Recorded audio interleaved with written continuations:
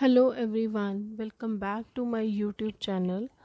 जो क्वेश्चन आज करवाने के लिए मैंने लिया है वो क्वेश्चन बिना ओपनिंग एंड क्लोजिंग स्टॉक के है। इसमें काफ़ी सारी आइटम्स हैं जो हमें देखने को मिलेंगी, जहाँ पे हमने देखना है कि कौन से फैक्ट्री ओवरहेड्स हैं, कौन से ऑफिस के ओवरहेड्स हैं, कौन से सेल्स एंड डिस्ट्रीब्यूशन के ओवरहेड्स हैं। प्लस इसमें उन्होंने कॉस्ट शीट में साथ में कॉस्ट पर टन डिमांड की है, तो हमने कॉस्ट पर टन भी कैलकुलेट करनी है। From the following particulars prepare cost sheet showing cost per ton for the year ending 31 दिसंबर।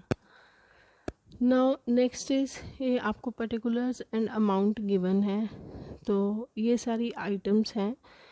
हम अब एक बार इन आइटम्स को देख लेते हैं। आप एक बार उसको देख के आपको एस्टिमेट हो जाएगा कि कौन सी हमारी फैक्ट्री की हैं, कौन से हमारे ऑफिस के खर्चे हैं, कौन से हमारे सेल्स के साथ रिलेटेड खर्चे हैं। तो first one is direct material. इसे हम ऊपर प्राइम कॉस्ट निकालने से पहले डालेंगे।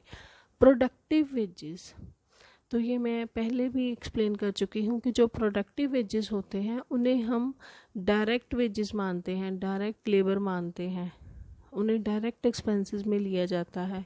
जो अनप्रोडक्टिव वेजेस होते हैं उन्हें फैक्ट्री ओवरहेड्स माना जाता है। फैक्ट्री रेंट ये फैक्ट्री ओवरहेड का खर्चा है। अनप्रोडक्टिव वेजेस ये भी फैक्ट्री ओवरहेड्स हैं। फैक्ट्री लाइटिंग ये भी factory overheads. Factory heating factory overheads. Motive power ये भी फैक्ट्री का खर्चा है, वहाँ पे पावर यूज़ होती है। डायरेक्टर फ़ी, तो वैसे तो हमने जो लिस्ट की थी उसके अकॉर्डिंगली डायरेक्टर फ़ी क्या है, डायरेक्टर्स जो अपॉइंट होते हैं ऑफिस में, तो ये ऑफिस का खर्चा है। क्योंकि पर इस क्वेश्चन में हमें उन्होंने स्पेशली बताया है कि डायरेक्टर फ़ी वर्क्स, तो साथ में लिखा हुआ है वर्क्स। वर्क्स मीन्स फैक्ट्री, तो इसे हम फैक्ट्री के खर्चों के साथ लेंगे। हॉलेज वर्क्स, तो ये भी फैक्ट्री ओवरहेड्स में डालोगे। एस्टिमेटिंग एक्सपेंस वर्क्स, इन्हें भी आप फैक्ट्री ओवरहेड्स में डालोगे। डायरेक्टर फ़ी ऑफिस, तो इसे हम ऑफिस ओवरहेड्स में डालेंगे। फैक्ट्री क्लीनिंग ये भी फैक्ट्री ओवरहेड है। सन्ड्री ऑफिस एक्सपेंसेस, इन्हें हम ऑफिस एक्सपेंसेस में डालेंगे। फैक्ट्री स्टेशनरी ये फैक्ट्री का खर्चा है। लूज टूल्स रिटर्न ऑफ, तो लूज टूल रिटर्न ऑफ क्या है, लूज टूल्स यूज़ कहाँ हो रहे हैं, फैक्ट्री में, तो उनको राइट ऑफ किया है, उनको उनकी डेप्रिसिएशन डाली है। तो ये सारी चीज़ें क्या हैं, फैक्ट्री का खर्चा। ऑफिस स्टेशनरी इसे हम ऑफिस के खर्चों में डालेंगे। ऑफिस रेंट इन्हें भी हम ऑफिस ओवरहेड्स में ही शो करेंगे। वाटर सप्लाई वर्क्स, तो वर्क्स वर्ड लिखा है तो दैट मीन्स ये भी अब फैक्ट्री ओवरहेड्स में ही आएंगे। फैक्ट्री इंश्योरेंस ये भी फैक्ट्री का खर्चा। Office insurance office overheads. Legal expenses, तो जनरली लीगल एक्सपेंसेस लीगल काम कौन संभालते हैं, ऑफिस वाले, तो ये ऑफिस का एक्सपेंडिचर माना जाएगा। रेंट ऑफ वेयर हाउस, तो वेयर हाउस में चीज़ें हम सेल करने के लिए रखते हैं, तो इन्हें सेलिंग एंड डिस्ट्रीब्यूशन ओवरहेड्स माना जाएगा। बैड डेट्स सेल्स के साथ रिलेटेड हैं, सेल की उनमें से कुछ लोगों ने हमारे पैसे वापस नहीं किए, ये भी सेलिंग एंड डिस्ट्रीब्यूशन का खर्चा है। डेप्रिसिएशन ऑन ऑफिस बिल्डिंग, तो बिल्डिंग डेप्रिशिएट करनी है तो ऑफिस की बिल्डिंग है तो ऑफिस का खर्चा। Depreciation on plant, plant use होते हैं फैक्ट्री में, तो ये फैक्ट्री ओवरहेड्स हैं। Depreciation on delivery vans, delivery vans use होती हैं माल को डिस्ट्रीब्यूट करने के लिए, जो भी हमने चीज़ें गुड्स बनाई हैं उनको सेल करना है, डिस्ट्रीब्यूट करना है, तो ये सेलिंग एंड डिस्ट्रीब्यूशन ओवरहेड्स हैं। एडवर्टाइजिंग ये भी selling and distribution overheads. Sale department salaries ये भी हैं सेलिंग से रिलेटेड खर्चा। Upkeep of delivery van, delivery vans को मेंटेन करने के खर्चे, ये भी सेल्स के साथ रिलेटेड हैं। कमीशन ऑन सेल्स, सेल्स के साथ रिलेटेड हैं। बैंक चार्जेस, बैंक का काम संभालते हैं ऑफिस वाले, इन्हें हम ऑफिस एक्सपेंडिचर में डालेंगे। गुडविल रिटर्न ऑफ, तो गुडविल जो है ये हमारा वो नहीं बनेगी। हमने पहले उस दिन वो लिस्ट की थी कि कौन से खर्चे होते हैं जो कॉस्ट शीट का हिस्सा नहीं बनते, तो गुडविल जो है वो कॉस्ट शीट में नहीं आएगी। तो ये फाइनेंशियल नेचर की आइटम है, इन्हें हम कॉस्ट शीट में, कॉस्ट अकाउंटिंग में डील नहीं करते। तो अब ये फॉर्मेट है कॉस्ट शीट का। ऊपर हम लिखेंगे, या तो लिखेंगे कि भी स्टेटमेंट ऑफ कॉस्ट, अगर आप इसमें प्रॉफिट भी निकालते हो तो आप इसमें लिखोगे statement of cost and profit. अब इस वाले क्वेश्चन में हमें टोटल आउटपुट की इंफॉर्मेशन भी गिवन है। नीचे बताया हुआ है कि टोटल आउटपुट है 29,550 टन्स, और इन्हीं के बेस पे, क्योंकि हमें आउटपुट गिवन है, तो हमने कैलकुलेट करनी है cost per ton. So here is the solution of the question. Firstly, because हमें इस क्वेश्चन में अब सेल डाटा गिवन नहीं है तो हम प्रॉफिट फाइंड आउट नहीं कर सकते, तो ऊपर हम सिर्फ लिखेंगे स्टेटमेंट ऑफ कॉस्ट। क्योंकि हमें डाटा दिया हुआ है कितने यूनिट्स प्रोड्यूस किए गए हैं, तो वो यूनिट्स प्रोड्यूस जो हैं 29,550 टन्स हम ऊपर नोट कर देते हैं। आफ्टर दैट इस तरह से हमने कॉस्ट शीट का परफॉर्मा बनाना है। पहले पर्टिकुलर्स का कॉलम होएगा, एक हमने डिटेल्स का कॉलम बनाना है जहां हम ऐड लेस करेंगे, और फिर बाहर अमाउंट का कॉलम बनेगा जहां पे सारा ऐड लेस करने के बाद जो भी आपकी फाइनल फिगर आएगी वो हम नोट करेंगे। क्योंकि अब इस क्वेश्चन में कॉस्ट पर टन भी पूछा हुआ है, सो इसीलिए कॉस्ट पर टन का भी कॉलम क्रिएट किया है। तो सबसे पहले हमने सारे डायरेक्ट खर्चे डाल दिए जो हम पहले ही डिस्कस कर चुके हैं। डायरेक्ट मटेरियल और प्रोडक्टिव वेजेस को ऐड करेंगे तो हमारे पास आ जाएगी प्राइम कॉस्ट। प्राइम कॉस्ट में हम सारे फैक्ट्री ओवरहेड्स ऐड करेंगे। जैसे जैसे मैंने आपको पहले समझाया कि जितने भी खर्चे फैक्ट्री में हुए, जो भी हमारे प्रोडक्शन के साथ रिलेटेड खर्चे हैं, जिनके साथ वर्क्स लिखा हुआ है, वर्क्स ऑल्सो मीन्स फैक्ट्री, तो इन सारे खर्चों को हम ऐड करेंगे। ये खर्चे हमारे बनते हैं 37,850, जिनको आगे हम फर्दर जोड़ देंगे प्राइम कॉस्ट में, विच इज़ 71,000।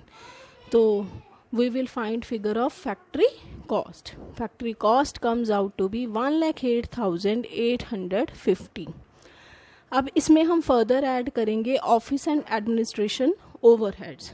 तो जो भी ऑफिस में डायरेक्टर है, जो भी ऑफिस के खर्चे हुए, जो भी ऑफिस की स्टेशनरी, ऑफिस का रेंट, ऑफिस की इंश्योरेंस, जो लीगल एक्सपेंसेस हुए, जो भी ऑफिस के खर्चे हुए, ऑफिस बिल्डिंग के ऊपर डेप्रिसिएशन पड़ी, जो बैंक चार्जेस हुए, तो सारे ऑफिस के खर्चे ऐड करने के बाद हमारे पास आ जाता है 5,550, जिनको हम ऐड करेंगे जो हमारी फैक्ट्री कॉस्ट आई थी 1,08,850। Then cost of production comes out to be 1,14,400। अब बारी है सेलिंग एंड डिस्ट्रीब्यूशन एक्सपेंडिचर्स की, तो वो सारे खर्चे सेल से related, rent of warehouse, bad debts, depreciation on delivery van, advertising, sales department salary, upkeep of delivery van, commission on sales, ये सारे जब हमने एडिशन किए तो सेल्स के खर्चे हैं 4,600, जिनको हम ऐड करेंगे कॉस्ट ऑफ प्रोडक्शन में। तो cost of sales comes out to be 1,19,000। तो ये है हमारी कॉस्ट शीट।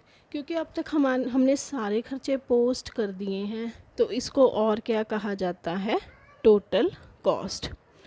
अब जो खर्चे हमने कॉस्ट शीट में नहीं डाले, जो कॉस्ट अकाउंटिंग का हिस्सा नहीं बनते, उसके लिए आप नीचे नोट दे दो कि जैसे goodwill return of doesn't become part of cost accounting या कॉस्ट शीट, तो इसीलिए हम इसको नहीं डाल रहे। अब वन थिंग मोर, क्योंकि इस क्वेश्चन में also one thing is asked, that is cost per ton. तो अब उसको निकालने के लिए क्या करना है, आपके पास डाटा है सारा, प्राइम कॉस्ट, फैक्ट्री कॉस्ट, तो ऊपर हमने यूनिट्स भी मेंशन किए हैं, दैट इज़ 29,550। तो आप कॉस्ट को डिवाइड करो 29,550, तो पर यूनिट के कॉलम में आप लिख सकते हो, तो कॉस्ट पर टन का डाटा भी आ जाएगा। जैसे मैंने, आप चाहो तो ऐसे सेपरेटली इंडिविजुअल हर आइटम की कॉस्ट पर टन भी निकाल सकते हो और उन्हें उस वे में ऐड भी कर सकते हो। I am taking the total one, that is, अब जैसे प्राइम कॉस्ट है 71,000, तो इसको मैंने डिवाइड किया अपनी प्रोडक्शन के साथ, तो it comes out to be, मैं पर टन के कॉलम में लिख रही हूँ, मेरी प्राइम कॉस्ट पर टन पड़ रही है 2.40। आफ्टर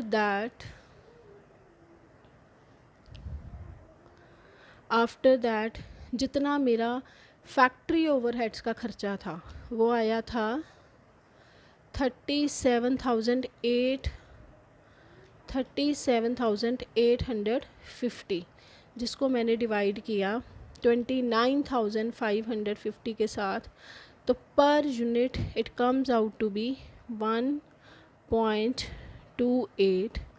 अब हम पर यूनिट प्राइम कॉस्ट और पर यूनिट फैक्ट्री ओवरहेड्स को ऐड करते हैं, तो 1.28 को ऐड किया 2.4 में, तो it comes out to be 3.68। तो इसे क्रॉस वेरीफाई भी कर सकते हैं। इधर हमारी टोटल फैक्ट्री कॉस्ट है 1,08,850, जिसको डिवाइड करेंगे 29,550 के साथ, तो यहाँ भी ये आ रही है 3.68। अब उसके बाद हमारे जो ऑफिस ओवरहेड्स आए थे 5,550, इसका हमने यूनिट्स के साथ डिवाइड किया, तो per unit comes out to be 0.18। 187 है, तो आप चाहो तो 19 भी लिख सकते हो, ठीक है, it's your wish. I am taking 3 digits. 3 digits में भी आप देखिए 7 8 है, तो 0.188 मैं ले रही हूँ, ठीक है जी। उसके बाद अब हमने क्या करना है, हमारी जो फैक्ट्री कॉस्ट पर यूनिट आई थी 3.68, जिसमें हमने इसको ऐड कर दिया, तो ये मेरी आ गई cost of production per unit. तो मैं इसको क्रॉस वेरीफाई भी कर सकती हूँ यूनिट्स के साथ डिवाइड करके। तो ये देखो यहाँ आ रहा है 3.87, तो अगर हम भी देखें तो 3.868, दैट इज़ 3.87। उसके बाद जो सेलिंग के थे टोटल 4600, इसको हमने डिवाइड किया 29,550 के साथ, तो पर यूनिट आ जाते हैं जी 0.1556 है। आप यहाँ पे 6 ले लो, अगर आप पॉइंट के बाद एक आधी फिगर ज़्यादा लोगे तो आपका आंसर ज़्यादा एक्यूरेट आएगा। तो अब इसमें हमने सेलिंग ओवरहेड्स पर यूनिट को cost of production per unit में ऐड किया, तो 3.868 में ऐड किए 0.156, that comes out to be 4.24। तो अगर मैं देखूं टोटल के साथ, अगर मैं इसका डायरेक्ट भी निकालना चाहूँ तो यहाँ भी 4.02 ही आ रहा है। वो जो थोड़ा सा फ़र्क आ रहा है that is just due to approximations. तो आवर आंसर इज़ करेक्ट। अगर आप चाहो तो ऐसे कॉस्ट पर टन में अलग कॉलम भी बना सकते हो, लेकिन अगर आप मान लो ऐसे कॉलम नहीं बनाते, आप एंड में ही सीधा निकालना चाहते हो, तो फिर आप नीचे जब आपका क्वेश्चन ख़त्म हो जाए तो वहाँ आप करो कॉस्ट पर टन।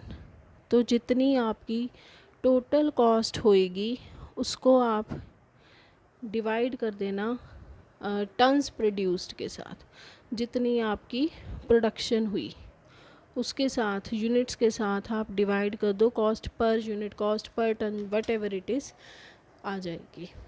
तो 1,19,000 डिवाइडेड बाय 29,550, तो it comes out to be 0.042। तो this is also correct. So इस तरह से आपको मैंने सिंपल क्वेश्चन पहले करवाए कि कॉस्ट शीट बनानी कैसे है। आपको उसके बेसिक पूरे क्लियर होने चाहिए, क्योंकि जो भी कॉस्ट अकाउंटिंग का सब्जेक्ट है उसमें कॉस्ट शीट के ऊपर बहुत बहुत कुछ बेस्ड है। आपके एग्ज़ाम का काफ़ी पोर्शन जो है वो कॉस्ट शीट के साथ रिलेटेड होता है, क्योंकि आगे आपको ऐसे कुछ चैप्टर्स आएंगे जो आप सही से कर पाओगे अगर आपकी कॉस्ट शीट पे होल्ड अच्छी होएगी। तो इसीलिए अच्छे से प्रैक्टिस करिए, और जितनी भी मैंने पुरानी वीडियोस कॉस्ट शीट की डाली हैं वो सारी ध्यान से देखो, वो आपको कॉस्ट शीट बनाने में बहुत हेल्प करेंगी, that are very useful to you people. So फिर भी अगर आपको कोई डाउट रहा हो तो कमेंट सेक्शन में पूछिए, and if you like this video please subscribe my channel and share this video. Thank you so much.